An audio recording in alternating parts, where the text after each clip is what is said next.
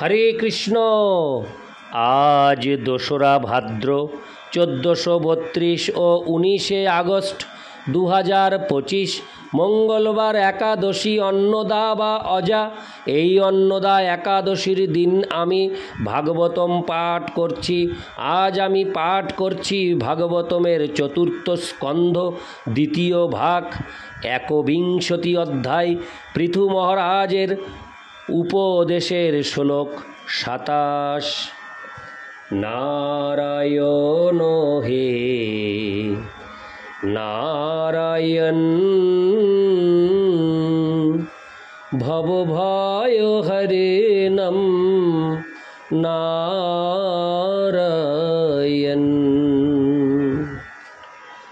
শ্লোক 27। অস্তি যজ্ঞপতির নাম কেশাঞ্চি দর্হ সত্তমা ইহামূত্র চ লক্ষন্তে জ্যোৎস্নাবত্ত কচ্চিদ ভুব। অনুবাদ: হে পূজ্যতমগণ, প্রামাণিক শাস্ত্রের মতে একজন পরম পুরুষ নিশ্চয়ই রয়েছেন, যিনি আমাদের কর্মের ফল প্রদান করছেন। তা না হলে কেন এমন কোনো ব্যক্তিদের দেখা যায় যারা ইহলোকে ও পরলোকে অসাধারণ সৌন্দর্য ও শক্তি সম্পন্ন হন? তাৎপর্য: রাজ্য শাসন করার পর পৃথু মহারাজের একমাত্র উদ্দেশ্য ছিল প্রজাদের ভগবৎ চেতনার স্তরে উন্নীত করা। সেই যজ্ঞস্থলে যেহেতু বহু লোকের সমাগম হয়েছিল, তাই সেখানে নিশ্চয়ই বিভিন্ন প্রকার মানুষ উপস্থিত ছিলেন। কিন্তু পৃথু মহারাজ কেবল তাদেরই সঙ্গে কথা বলতে চেয়েছিলেন যারা নাস্তিক ছিলেন না। পূর্ববর্তী শ্লোকগুলিতে ইতিমধ্যেই বিশ্লেষণ করা হয়েছে যে পৃথু মহারাজ নাগরিকদের অধ্যক্ষজ ধীয় অর্থাৎ ভগবদ ভক্তি পরায়ণ বা কৃষ্ণ ভাবনাময় হওয়ার উপদেশ দিয়েছিলেন, এবং এই শ্লোকে তিনি বিশেষভাবে শাস্ত্র প্রমাণ প্রদর্শন করছেন। যদিও তার পিতা ছিলেন একজন মহান আস্তিক, যিনি শাস্ত্র নির্দেশ পালন করেননি এবং যজ্ঞ অনুষ্ঠান প্রায় বন্ধ করে দিয়েছিলেন, তাই ব্রাহ্মণেরা তার প্রতি এত বিরক্ত হয়েছিলেন যে তারা কেবল তাকে সিংহাসনচ্যুতই করেননি, অভিশাপ দিয়ে হত্যাও করেছিলেন। নাস্তিকেরা ভগবানের অস্তিত্বে বিশ্বাস করে না এবং তার ফলে তারা মনে করে যে দৈনন্দিন জীবনে সব কিছুই ঘটছে জড়জাগতিক আয়োজনের ফলে অথবা ঘটনাক্রমে। নাস্তিকেরা নিরীশ্বর সাংখ্য দর্শন বিশ্বাস করে, যাতে মনে করা হয় যে প্রকৃতি ও পুরুষের সমন্বয়ের ফলে সব কিছু ঘটছে। তারা কেবল জড় পদার্থকে বিশ্বাস করে এবং মনে করে যে কোনো বিশেষ অবস্থায় জড় পদার্থের সমন্বয়ের ফলে প্রাণের উদ্ভব হয় এবং তা হচ্ছে পুরুষ বা ভোক্তা। তারপর জড় পদার্থ ও জীবনী শক্তির সমন্বয়ের ফলে বিবিধ প্রকার সৃষ্টির উদ্ভব হয়। নাস্তিকেরা বেদের বাণীও বিশ্বাস করে না। তাদের মতে বৈদিক নির্দেশগুলি কেবল কতকগুলি মতবাদ মাত্র এবং জীবনে সেগুলির কোনো ব্যবহারিক প্রয়োগ সম্ভব নয়। এই সমস্ত বিষয় বিবেচনা করে পৃথু মহারাজ প্রস্তাব করেছিলেন যে উচ্চতর বুদ্ধিমত্তার দ্বারা নিয়ন্ত্রণ বিনা নানা প্রকার সৃষ্টি সমন্বয় নয়। ভগবদ বিশ্বাসী মানুষেরা যেন সেই কথা বিচার করে নাস্তিকদের মতবাদ দৃঢ়ভাবে পরিত্যাগ করেন। নাস্তিকেরা কোনো রকম প্রমাণ ছাড়াই দাবি করে যে ঘটনাক্রমে কেবল বিভিন্ন প্রকার সৃষ্টির উদ্ভব হয়েছে, কিন্তু আস্তিকেরা বেদের নির্দেশ বিশ্বাস করার ফলে বৈদিক প্রমাণের ভিত্তিতেই কেবল তাদের সিদ্ধান্তে উপনীত হন। বিষ্ণু পুরাণে বলা হয়েছে যে সমগ্র বর্ণাশ্রম ব্যবস্থার উদ্দেশ্য হচ্ছে পরমেশ্বর ভগবানের সন্তুষ্টি বিধান করা। ব্রাহ্মণ, ক্ষত্রিয়, বৈশ্য, শূদ্র অথবা ব্রহ্মচারী, গৃহস্থ, বানপ্রস্থ ও সন্ন্যাসী এদের সকলেরই কর্তব্য সম্পাদন সম্বন্ধে যে সমস্ত বিধিনিষেধ রয়েছে সেই সবেরই উদ্দেশ্য হচ্ছে পরমেশ্বর ভগবানের সন্তুষ্টি বিধান করা। বর্তমান সময়ে তথাকথিত ব্রাহ্মণ, ক্ষত্রিয়, বৈশ্য ও শূদ্রেরা যদিও তাদের হরে কৃষ্ণ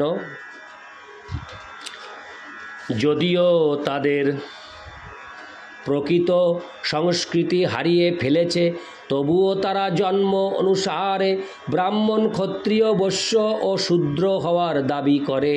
এই সামাজিক ও আধ্যাত্মিক ব্যবস্থা যে ভগবান শ্রী বিষ্ণুর আরাধনার জন্য, সেই কথা তারা স্বীকার করতে চায় না। শঙ্করাচার্য প্রবর্তিত ভয়ঙ্কর মায়াবাদ দর্শন, যেই মতবাদে ভগবান হচ্ছেন নির্বিশেষ, তা বেদ বিহিত নয়। শ্রী চৈতন্য মহাপ্রভু তাই বলেছেন যে মায়াবাদীরা হচ্ছে পরমেশ্বর ভগবানের চরণে সবচাইতে গর্হিত অপরাধী।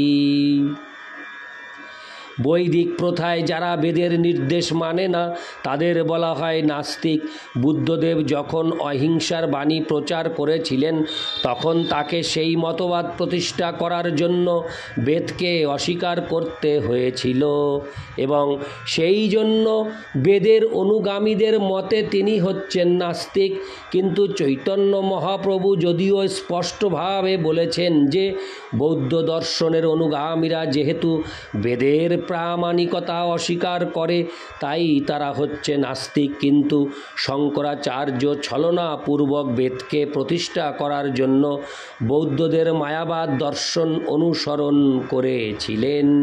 তাই মহাপ্রভু শঙ্করাচার্যের অনুগামীদের বৌদ্ধদের থেকেও অধিক ভয়ঙ্কর বলে বিবেচনা করেছে। শঙ্করবাদী দার্শনিকদের সিদ্ধান্ত হচ্ছে যে প্রকৃত পক্ষে ঈশ্বর নিরাকার, তার যে রূপ তা কেবল কল্পনাপ্রসূত। এই মতবাদ ভগবানের অস্তিত্বে অবিশ্বাসী বৌদ্ধদের থেকেও অধিক ভয়ঙ্কর। নাস্তিক ও মায়াবাদীদের এই সমস্ত দার্শনিক মতবাদ সত্ত্বেও কৃষ্ণ ভক্তরা নিষ্ঠা সহকারে ভগবদ্গীতার নির্দেশ পালন করেন, যা হচ্ছে সমস্ত বৈদিক শাস্ত্রের সারাতিসার। ভগবদ্গীতায় 18:46 বলা হয়েছে, যত প্রবৃত্তির্ভূতানাং যেন সর্বমিদং ততমো সকর্মণা তমোভ্যর্চ সিদ্ধিং বিন্দতি মানব। যিনি সমস্ত জীবের উৎস ও সর্বব্যাপ্ত, সেই পরমেশ্বর ভগবানকে স্বীয় কর্তব্য কর্মের দ্বারা আরাধনা করার ফলে সিদ্ধিলাভ করা যায়, তা ইঙ্গিত করে যে পরমেশ্বর ভগবান হচ্ছেন সব কিছুর উৎস, যে কথা বেদান্ত সূত্রে বর্ণনা করা হয়েছে। জন্মদস্য যত, ভগবান নিজেও ভগবদ্গীতায় বলেছেন, অহং সর্বস্ব প্রভব, আমি সব কিছুর উৎস। পরমেশ্বর ভগবান সমস্ত সৃষ্টির আদি উৎস এবং সেই সঙ্গে পরমাত্মা রূপে তিনি সমগ্র সৃষ্টি জুড়ে পরিব্যাপ্ত। তাই পরম সত্য হচ্ছেন পরমেশ্বর ভগবান এবং প্রতিটি জীবের কর্তব্য হচ্ছে তার কর্তব্য কর্ম সম্পাদনের দ্বারা সকর্মণা তমো অভ্যর্চ, সেই পরমেশ্বর ভগবানের সন্তুষ্টি বিধান করা। পৃথু মহারাজ সেই চারটি হরে কৃষ্ণ পৃথু মহারাজ সেই সূত্রটি তার প্রজাদের মধ্যে প্রচার করতে চেয়েছিলেন। মানব সভ্যতার সবচাইতে গুরুত্বপূর্ণ বিষয় হচ্ছে যে বিভিন্ন বৃত্তির মাধ্যমে কর্তব্য কর্মে নিযুক্ত থেকে পরমেশ্বর ভগবানের সন্তুষ্টি বিধান করার চেষ্টা করা। সেটি হচ্ছে জীবনের সর্বশ্রেষ্ঠ সিদ্ধি। স্বনুষ্ঠিতস্য ধর্মস্য সর্ব সিদ্ধির হরিতোষণম। স্বধর্মের অনুষ্ঠানের দ্বারা পরমেশ্বর ভগবানের সন্তুষ্টি বিধানের ফলে সিদ্ধি লাভ করা যায়। তার একটি উজ্জ্বল দৃষ্টান্ত হচ্ছেন অর্জুন। তিনি ছিলেন ক্ষত্রিয়, তার স্বধর্ম ছিল যুদ্ধ করা এবং তার সেই ধর্ম অনুষ্ঠানের দ্বারা তিনি ভগবানের সন্তুষ্টি বিধান করেছিলেন এবং তার ফলে তিনি সিদ্ধি লাভ করেছিলেন। সকলেরই কর্তব্য এই নীতি অনুসরণ করা। হরে কৃষ্ণ, যে সমস্ত নাস্তিকেরা তা করে না তাদের ভর্ৎসনা করে ভগবদ্গীতায় 16-19 বলা হয়েছে, তানহং দ্বিশত ক্রুরাং হরে কৃষ্ণ ক্রুরান সংসারেষু নরাধমান। এই শ্লোকে স্পষ্টভাবে বলা হয়েছে যে যারা পরমেশ্বর ভগবানের প্রতি বিদ্বেষপরায়ণ তারা অত্যন্ত ক্রূর ও নরাধম, পরমেশ্বর ভগবানের নিয়ন্ত্রণাধীনে। এই প্রকার দুষ্কৃতকারীরা জড় অস্তিত্বের অন্ধতম প্রদেশে প্রক্ষিপ্ত হয় এবং তারা অসুর বা নাস্তিক রূপে জন্মগ্রহণ করে। জন্ম জন্মান্তরে এই প্রকার অসুরেরা ক্রমশ অধঃপতিত হয়ে অবশেষে বাঘসিংহ আদি হিংস্র পশুজনি প্রাপ্ত হয়। এইভাবে কোটি কোটি বছর ধরে তারা কৃষ্ণ জ্ঞানবিহীন হয়ে অন্ধকারে অবস্থান করে। পরমেশ্বর ভগবানকে বলা হয় পুরুষোত্তম বা সর্বশ্রেষ্ঠ পুরুষ। তিনি অন্য সমস্ত জীবের মতোই একজন পুরুষ, কিন্তু তিনি হচ্ছেন সমস্ত পুরুষদের মধ্যে শ্রেষ্ঠ বা নায়ক। বেদেও সেই কথা উল্লেখ করা হয়েছে, নিত্য নিত্যানাং চেতনশ্চেতনানাম।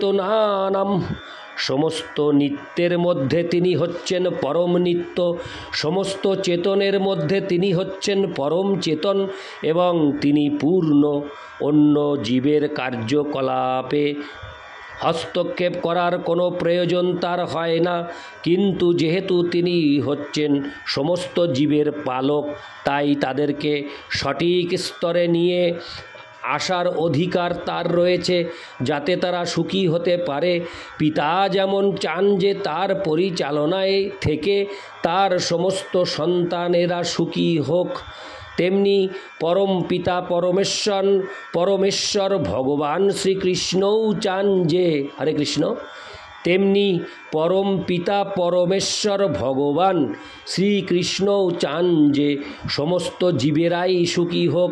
এই জড় জগতে সুখী হওয়ার কোনো সম্ভাবনা নেই।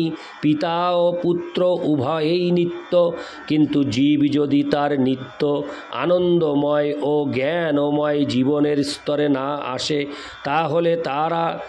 তাহলে তার সুখী হওয়ার কোনো প্রশ্নই ওঠে না। পুরুষোত্তম ভগবানের যদিও সাধারণ জীবদের থেকে লাভ করার মতো কিছুই নেই, তবুও তাদের ভালো মন্দ বিচার করার অধিকার তার রয়েছে। সঠিক উপায় হচ্ছে পরমেশ্বর ভগবানের সন্তুষ্টি বিধানের জন্য কার্যকলাপের পন্থা, যা আমরা ইতিপূর্বে আলোচনা করেছি। স্বনুষ্ঠিতস্য ধর্মস্য সংসিদ্ধির হরিতোষণম। জীব তার স্বধর্মে নিযুক্ত হতে পারে, কিন্তু সে যদি তার সেই ধর্মে সিদ্ধি লাভ করতে চায় তাহলে তাকে অবশ্যই পরমেশ্বর ভগবানের সন্তুষ্টি বিধান করতে হবে। যারা ভগবানের প্রসন্নতা বিধান করেন তারা জীবনের উন্নততর সুযোগ সুবিধা লাভ করেন, কিংবা যারা তাকে হরে কৃষ্ণ যারা তাকে অসন্তুষ্ট করে তারা অবাঞ্ছিত পরিস্থিতিতে জড়িয়ে পড়েন। তাই সিদ্ধান্ত করা হয়েছে যে দুই প্রকার ধর্ম রয়েছে, বৈষয়িক কর্ম ও যজ্ঞের জন্য কর্ম। যজ্ঞার্থাৎ কর্ম, যে কর্ম যজ্ঞের উদ্দেশ্যে অনুষ্ঠিত হয় না তা বন্ধনের কারণ। যজ্ঞার্থাৎ কর্ম কর্মণো হন্যত্র লোকো হয়ং কর্ম বন্ধন। বিষ্ণুর সন্তুষ্টি বিধানের জন্য যজ্ঞ কর্ম অনুষ্ঠান করা উচিত, তা না হলে সেই কর্ম আমাদের জড় জগতের বন্ধনে আবদ্ধ করে রাখবে। ভগবদ্গীতা 3:9 এই কর্ম বন্ধন প্রকৃতির কঠোর নিয়ম অনুসারে প্রদত্ত হয়। জড় অস্তিত্ব হচ্ছে জড়া প্রকৃতির সমস্ত হরে কৃষ্ণ জড়া প্রকৃতি প্রদত্ত বাধা বিপত্তিগুলি জয় করার জন্য এক প্রকার সংগ্রাম। অসুরেরা সমস্ত বাধা বিপত্তি জয় করার জন্য সর্বদাই সংগ্রাম করছে এবং জড়া প্রকৃতির মোহময়ী শক্তির প্রভাবে মূর্খ জীবেরা এই জড় জগতে কঠোর পরিশ্রম করে এবং সেটিকে সুখ বলে মনে করে। তাকে বলা হয় মায়া। সেই কঠোর জীবন সংগ্রামে তারা পুরুষোত্তম পরমেশ্বর ভগবানের অস্তিত্ব অস্বীকার করে। জীবের কার্যকলাপ নিয়ন্ত্রণ করার জন্য ভগবান আমাদের নিয়মাবলী প্রদান করেছেন।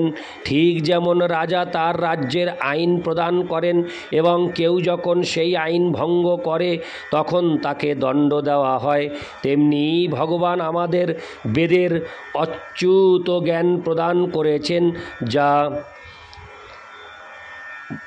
ভ্রম প্রমাদ করোনা পাটব ও বিপ্রলিপ্সা মানুষের এই 4টি ত্রুটির দ্বারা কলুষিত নয়। আমরা যদি বেদের নির্দেশ না মেনে নিজেদের খেয়াল খুশি মতো কর্ম করি তাহলে ভগবানের আইনে আমাদের অবশ্যই দণ্ড ভোগ করতে হবে এবং তিনি জীবকে 84 লক্ষ বিভিন্ন যোনিতে বিভিন্ন প্রকার দেহ প্রদান করেন। জড় অস্তিত্ব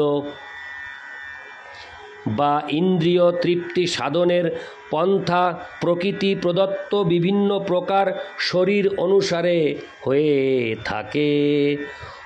পুণ্য ও পাপের স্তর বিভাগ অবশ্যই রয়েছে। ভগবদ্গীতায় 7:28 স্পষ্টভাবে উল্লেখ করা হয়েছে যে তন্তগতং পাপং জনানাং পুণ্যকর্মণাম তে দ্বন্দ্বমোহ নির্মুক্তা ভজন্তে মাং দৃঢ়ব্রতা। যিনি সম্পূর্ণরূপে পাপকর্মের ফল থেকে মুক্ত হয়েছেন, সম্পূর্ণরূপে পাপকর্মে যুক্ত হওয়ার ফলে কেবল তা সম্ভব। তিনি পরমেশ্বর ভগবানের সঙ্গে তার নিত্য সম্পর্ক হৃদয়ঙ্গম করতে পারেন। এইভাবে ভগবানের প্রেমময়ী সেবায় যুক্ত হওয়া যায়। ভগবানের প্রেমময়ী সেবায় যুক্ত হওয়ার এই জীবনকে বলা হয় অধোক্ষজ ধীয় অথবা কৃষ্ণ ভক্তির জীবন। পৃথু মহারাজ চেয়েছিলেন যে তার প্রজারা যেন সেই বিভিন্ন প্রকার জীবন ও জড় সৃষ্টি ঘটনাক্রমে বা আবশ্যকতার ফলে উদ্ভব হয় না, সেগুলি হচ্ছে জীবনের পুণ্য কর্ম ও পাপ কর্ম অনুসারে ভগবানের বিবিধ আয়োজন। পুণ্য কর্ম অনুষ্ঠানের ফলে কেউ ভালো দেশে ভালো পরিবারে জন্মগ্রহণ করতে পারে এবং সে সুন্দর দেহ, উচ্চ শিক্ষা অথবা প্রভূত ধন সম্পদ লাভ করতে পারে। তাই আমরা দেখতে পাই যে বিভিন্ন স্থানে ও বিভিন্ন লোকে বিভিন্ন প্রকার জীবনের মান রয়েছে। এবং দৈহিক গঠন ও শিক্ষার স্তর ইত্যাদি পরমেশ্বর ভগবান পুণ্য অথবা পাপ কর্মের ফল অনুসারে প্রদান করেন। তাই বিভিন্ন প্রকার জীবন ঘটনাক্রমে বিকশিত হয় না, পক্ষান্তরে তা নির্ধারিত হয় পূর্বকৃত ব্যবস্থা অনুসারে। ভগবানের এই পরিকল্পনা বেদে বর্ণিত হয়েছে। মানুষের কর্তব্য হচ্ছে সেই জ্ঞানের যথাযথ সদ্ব্যবহার করে তার জীবনকে এমনভাবে গড়ে তোলা যাতে চরমে বিশেষ করে মনুষ্য শরীর লাভ করে কৃষ্ণ ভক্তির অনুশীলনের দ্বারা সে তার প্রকৃত আলায় ভগবদ্ধামে ফিরে যেতে পারে। ঘটনাক্রমে কোনো কিছু ঘটার মতবাদটি বৈদিক শাস্ত্র অনুসারে অজ্ঞাত সুকৃতি কথাটির মাধ্যমে সবচাইতে ভালোভাবে বিশ্লেষণ করা যায়। অজ্ঞাত সুকৃতি কথাটির অর্থ হচ্ছে অজ্ঞাত সারে কোনো পুণ্য কর্ম অনুষ্ঠান করা, কিন্তু তাও পরিকল্পিত। যেমন কৃষ্ণ একজন সাধারণ মানুষের মতো আসেন, তিনি শ্রী চৈতন্য মহাপ্রভু রূপে একজন ভক্ত হিসাবে আসেন, অথবা তিনি তার প্রতিনিধি গুরুদেবকে প্রেরণ করেন, অথবা শুদ্ধ ভক্তকে প্রেরণ করেন। সেটিও পরমেশ্বর ভগবানের পরিকল্পনা অনুসারেই সংগঠিত হয়। তারা আসেন প্রচার করার জন্য এবং শিক্ষা প্রদান করার জন্য। তার ফলে ভগবানের দৈবী মায়ার দ্বারা আচ্ছন্ন জীব তাদের সঙ্গ করার, তাদের সঙ্গে কথা বলার এবং তাদের কাছ থেকে শিক্ষা গ্রহণ করার সুযোগ পায়। এবং কোনো না কোনোভাবে যদি বদ্ধ জীব এই প্রকার ব্যক্তিদের শরণাগত হয়ে তাদের ঘনিষ্ঠ সাহচর্য লাভ করে, তাহলে সে কৃষ্ণ ভাবনাময় হওয়ার সুযোগ পায় এবং জড়জাগতিক বন্ধন থেকে উদ্ধার লাভ করে। তাই শ্রীকৃষ্ণ নির্দেশ দিয়েছেন, সর্বধর্মান পরিত্যজ্য মামেকং শরণং ব্রজ অহং তাং সর্বপাপেভ্যো মোক্ষয়িষ্যামি মা শুচো। সর্বপ্রকার ধর্ম পরিত্যাগ করে কেবল আমার শরণ গ্রহণ করো, তাহলে আমি তোমাকে তোমার সমস্ত পাপকর্মের ফল থেকে মুক্ত করব। ভয় করো না। ভগবদ্গীতা 18:66। সর্বপাপেভ্য কথাটির অর্থ হচ্ছে সমস্ত পাপকর্মের ফল থেকে যে ব্যক্তি শুদ্ধ ভক্ত, গুরুদেব অথবা ভগবানের অন্যান্য প্রামাণিক অবতারদের সঙ্গ লাভ করার সুযোগের সদ্ব্যবহার করেন, শ্রীকৃষ্ণ তাকে রক্ষা করেন, তখন তার জীবন সার্থক হয়। ইতি শ্লোক 27। নারায়ণ হে নারায়ণ ভবভয় হরে নাম নারায়ণ। হরে কৃষ্ণ।